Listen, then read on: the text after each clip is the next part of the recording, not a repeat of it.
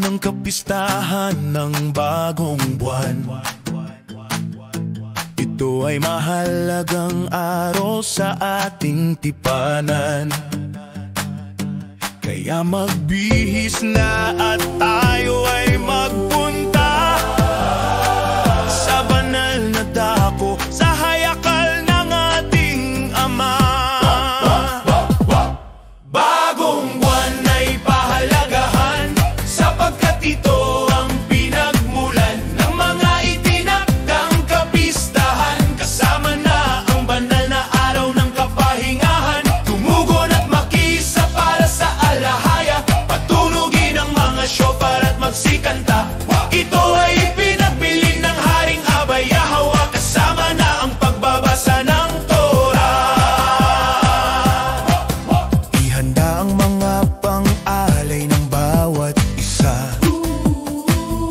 magtulong-tulong sa bawat ginagawa, sapagkat itong ating muling pagkakaisa ay para din sa ating pagwawalang sala.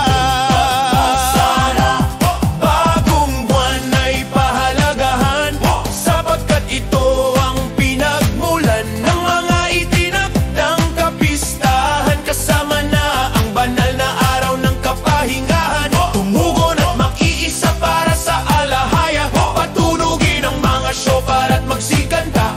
Ito ay pinagbili ng Haring Abba Yahweh, kasama na ang pagbabasa ng Torah.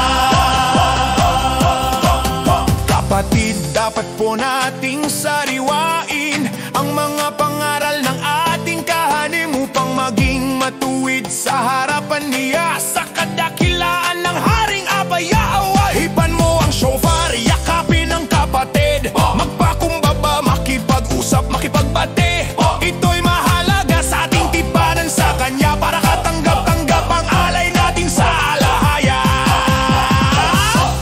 Bagong buwan ay pahalagahan, sapagkat ito ang pinagmulan ng mga itinakdang kapistahan. Kasama na ang banal na araw ng kapahingahan, tumugon at mag-iisa para sa alahaya, patunugin ang mga shofar at magsikanta.